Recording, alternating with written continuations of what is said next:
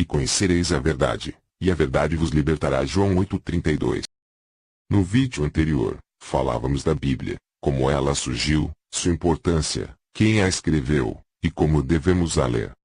Neste vídeo, falaremos de como a Bíblia foi feita, e de como foi traduzida das Escrituras Sagradas originais, e de como ela chegou a nossas mãos, além de mostrar a sua importância para nós.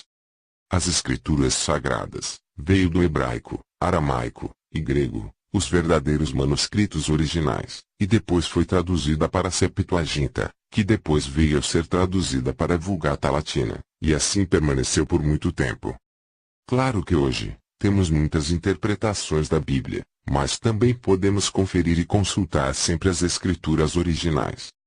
O primeiro livro das Escrituras Sagradas, e consequentemente da Bíblia, Gênesis, foi escrito por volta de 1445 a.C., e o último livro, Apocalipse, por volta de 902 a 96 d.C. Ao longo do tempo, as obras foram sendo encontradas e anexadas, passando por um rigoroso teste de autenticidade. Foi dividida em capítulos, em 1250 a.C., pelo cardeal Hugo de Saint-Cyr, para a melhor localização de seu conteúdo, tendo um todo de 1189 capítulos, sendo 929 do Antigo Testamento e 260 do Novo Testamento. Em seguida, foi subdividida em versículos em 1445 a.C., pelo Rabi Natan, que dividiu o Antigo Testamento em 27.214 versículos, e depois foi dividido o Novo Testamento por Robert Stevens, um impressor de Paris, em 7.959 versículos, num total de 31.173 versículos até hoje. Muitos se perguntam, por que certos livros não foram incluídos na Bíblia, como sendo inspirados por Deus? A resposta é bem clara. Temos um modo certo de aceitar ou rejeitar o que é de Deus, usando como base os primeiros livros, inclusive os que foram usados por Jesus. E se algum livro não citado pelos apóstolos ou por Jesus aparecer, deverá ser estudado, para saber se entra em concordância com o restante das Escrituras. Livros não inspirados por Deus são chamados de apócrifos, que significa oculto. Sua origem deriva do grego apócripos. O termo apócrifo foi criado por Jerônimo, no V século, para designar basicamente antigos documentos que não fazem parte do cânon.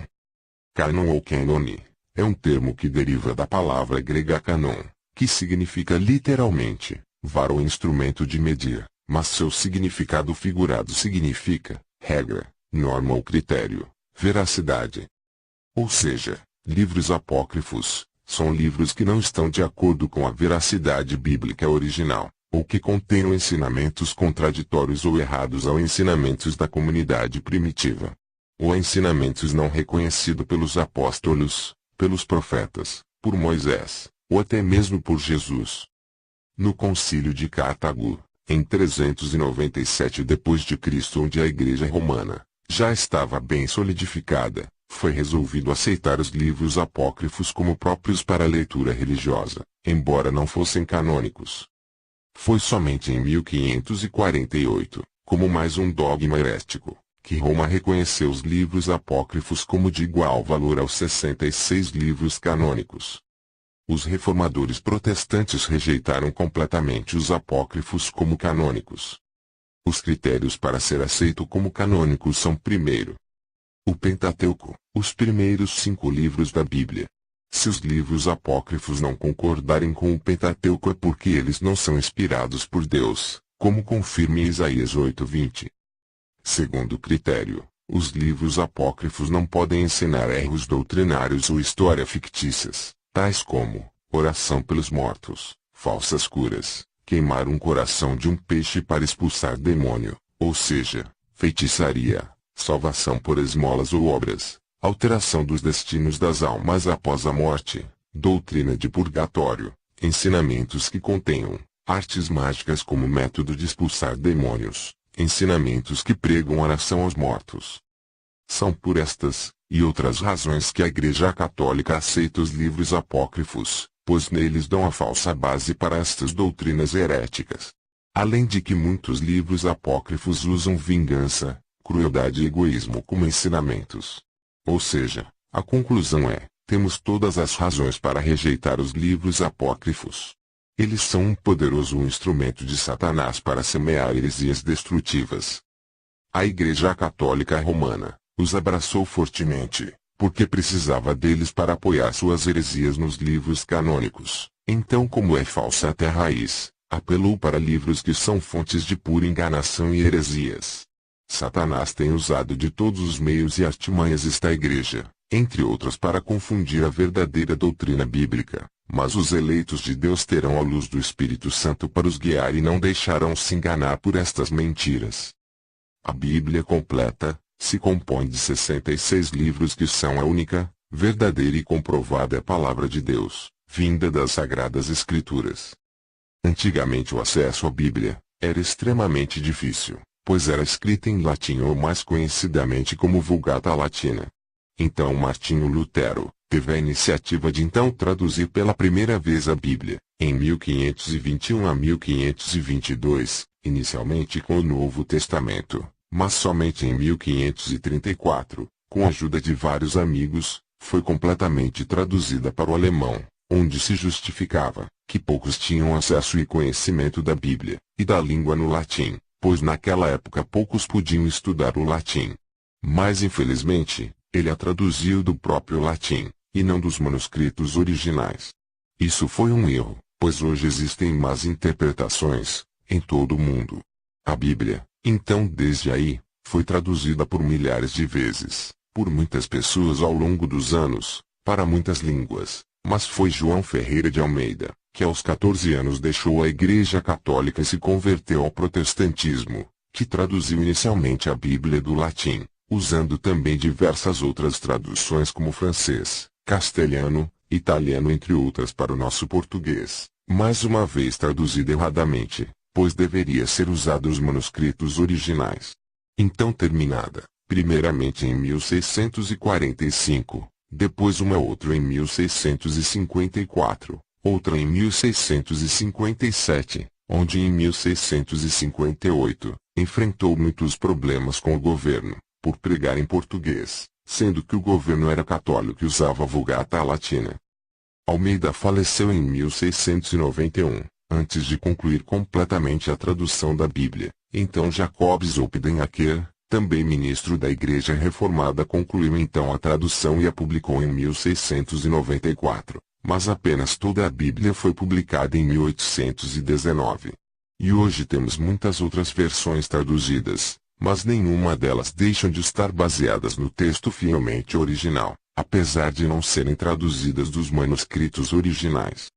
Hoje a Bíblia é traduzida para mais de 1.800 línguas, porém os textos originais foram escritos em línguas hoje já extintas, como grego, hebraico e aramaico. A Bíblia foi escrita primeiramente em papiros, logo após em tábua de argila, depois em pergaminhos, até chegar no nosso papel. O que tornou a Bíblia autêntica é o fato de existir um número muito grande de manuscritos escritos em diferentes épocas, o fato de não haver contradição nos livros canônicos, e que quando a Bíblia trata de assuntos como história e ciência ela faz com precisão e exatidão. As Escrituras já falavam em Jó 26:7, que a terra não era sustentada por nada. Isso em 1500 anos, antes de Cristo. A ciência só confirmou isso em 1650 depois de Cristo.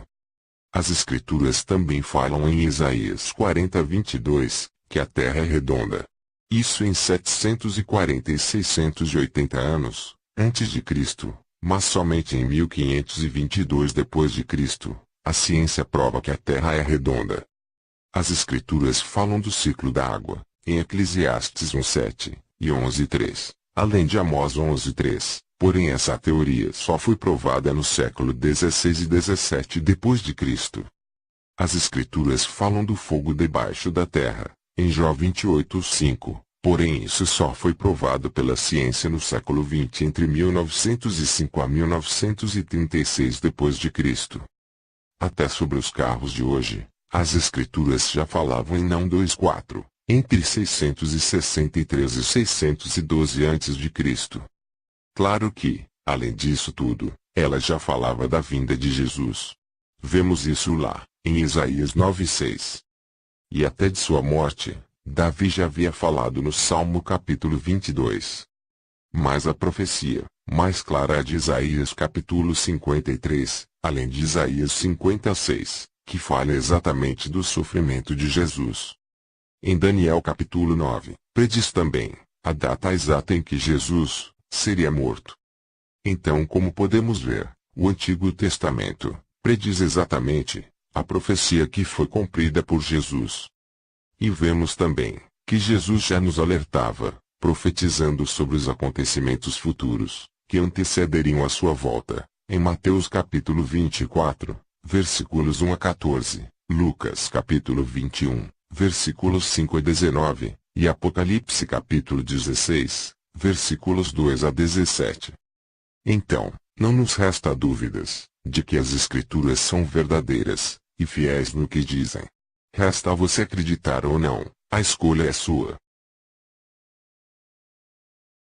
Se gostou do vídeo, não deixe de nos seguir em nosso canal, A Verdade Vos Libertará. Acompanhe os próximos vídeos. Desde já, obrigado e que Deus os abençoe.